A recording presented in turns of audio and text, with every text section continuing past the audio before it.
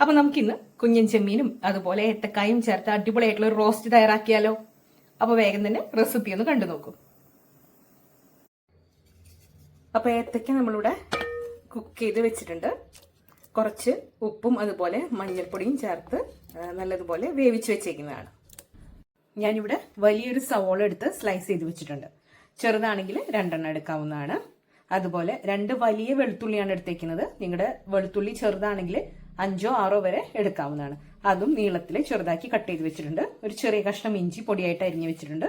2 പച്ചമുളക് എടുത്തിട്ടുണ്ട്. നമ്മൾ ഇതിലേക്ക് ഇനി മുളക് പൊടിയും കൂടെ ചേർക്കുന്നതാണ്. അതുകൊണ്ട് എരിവൊക്കെ നോക്കിയിട്ട് എടുത്താൽ മതി. കുറച്ച് കറിവേപ്പില എടുത്തിട്ടുണ്ട്. ഇത്രയാണ് നമുക്ക് ഒരുക്കി വെക്കാനായിട്ടുള്ള കട്ട് ചെയ്ത് വെക്കാനായിട്ടുള്ള കാര്യങ്ങൾ. ഇനി ഇതിലേക്ക് മുളക് പൊടി, മഞ്ഞൾപ്പൊടി, അതുപോലെ ഗരം മസാലപ്പൊടി, ഉപ്പൊക്കെ ആവശ്യമുണ്ട്. ഞാനിത് വെളിച്ചെണ്ണയിലാണ് ചെയ്യുന്നത്. അപ്പം നമുക്കിനി റോസ്റ്റ് തയ്യാറാക്കിയാലോ. ഞാനിവിടെ ഒരു പാൻ വെച്ച് കൊടുത്തിട്ടുണ്ട്. ഇതിലേക്ക് കുറച്ച് വെളിച്ചെണ്ണയാണ് ഒഴിച്ചു കൊടുക്കുന്നത്. ഇനി നമുക്കിതിലേക്ക് നമ്മൾ കട്ട് ചെയ്ത് വെച്ചിരിക്കുന്ന ഇഞ്ചി, പച്ചമുളക്, വെളുത്തുള്ളി, സവാള ഒക്കെ ചേർത്ത് കൊടുക്കാം. നല്ലതുപോലെ ഒന്ന് വഴറ്റിയെടുക്കാം.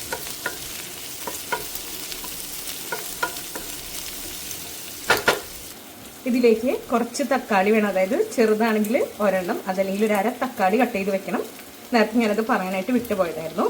അപ്പോൾ നമ്മുടെ സവോള നല്ലതുപോലെ ഒന്ന് വഴന്നു വരട്ടെ. ബ്രൗൺ ആവേണ്ട ആവശ്യമൊന്നുമില്ല, പക്ഷെ നല്ലതുപോലെ വഴങ്ങണം. നമ്മുടെ സവോളയൊക്കെ ഏകദേശം വഴന്നു വന്നിട്ടുണ്ട്. ഇതിലേക്ക് 1/2 ടീസ്പൂൺ അളവിൽ നല്ല എരിവുള്ള മുളക് പൊടി ചേർത്ത് കൊടുത്തിട്ടുണ്ട്. അല്പം മഞ്ഞൾപ്പൊടി ചേർത്ത് കൊടുക്കാം. ഒരു 1/4 ടീസ്പൂണിന് മുകളിലായിട്ട് മസാലപ്പൊടി ചേർത്ത് കൊടുത്തു. നല്ലതുപോലെ മിക്സ് ചെയ്യാം.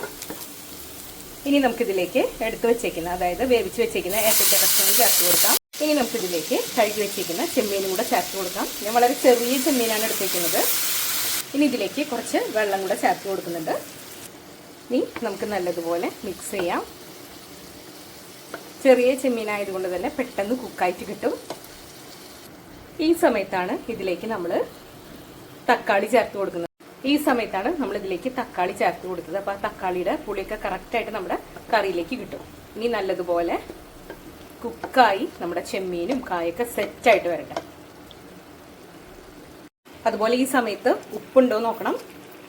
ഉപ്പ് ചേർത്ത് കൊടുക്കാനായിട്ട് മറക്കരുത്. നമ്മൾ കായയിൽ ഓൾറെഡി ഉപ്പ് ചേർത്തിട്ടാണ് വേവിച്ചേക്കുന്നത്. അപ്പം അത് മറക്കാനായിട്ട് പാടില്ല.